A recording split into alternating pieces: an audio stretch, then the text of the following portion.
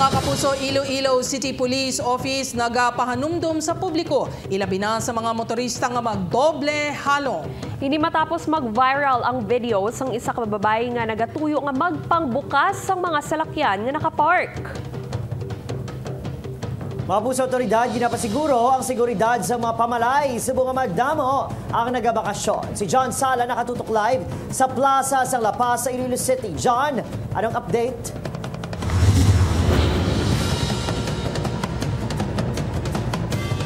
Kate Adrian, wala siyang ginatawag nga tuman ka sigurista ilabinagid kung kaugalingon nga seguridad ang ginaistoryahan. Gani ipahanumdum sang Iloilo City Police Office sa publiko ilabinagid sa mga motorista nga mag-aligmat kag maghalong sa lugar nga ginaparkan sang inyo salakyan.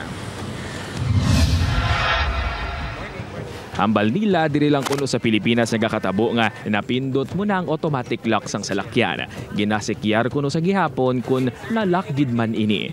Trust issues yarn. Apang di bali na kuno nga mamunuhan nga sigurista pero si Manong June ginasikyar gid isa-isa ang pertahan sang salakyan sini antes ini maglakat sa parking area. Balaan naman naton nga may nagaamo na kunti siguruhon ta eh. Ay ti karon tuod nga nalock na way takabalo basi kung may mga isang seatbelt bala nagabunggo sa perta.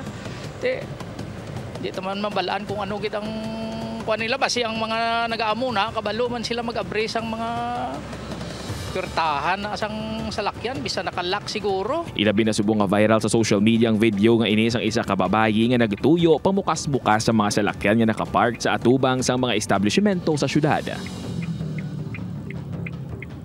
Sino sa Iloilo City Police Office, ilan na nga natumod ang babae sa video nga may record sang pagpangawat pero wala sang formal nga reklamo. Ginapatihan may diferensya sa paminsaron ang babae. Sa piyak sini kinahanglan nga mag-aligmat ang publiko sa gihapon, ilabi na sa mga gamit nga ginabilin sa sulod sang salakyan. Siguruhon naton nga nakalak ina maayo kag gina-discourage naton ang tanan nga magbilin dira sang ilang mga malahalon nga kagamitan. Agud mas mangin protektado ang salakyan, dapat nga sa mga parking areas lang sa diin may security guards magpark. Magluwas sa mga salakyan, hugot man nga ginapanawagan sang ICPO ang pagsikyar sa mga pamalay antes maglakat o kung magbakasyon.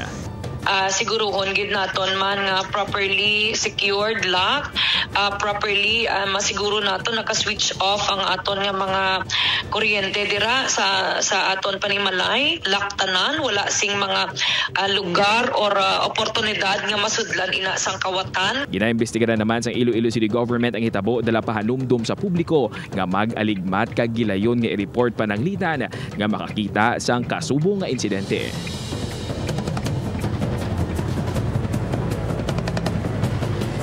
Laki pagid sa pahanumdum sang ICPO ang inabalang pamatasan sang iban nga mga motorista nga kun madasig lang ang ilang transaksyon sa isa ka establishmento masami ginahazard nila kag ginabayaan ng salakyan nga wala sa nga tawo sa sulod sang salakyan. So prone ini sa pagpangawat o kun salisi. Ang inapagid ang pagpangita sang parking area o kun space kun kagabihon siguraduhon gid nga ang pilion nga parking space ang madamo sang suga o kun may ara sang nagabantay nga security guard. Jert. Madamo gid nga salamat kapuso John Sala.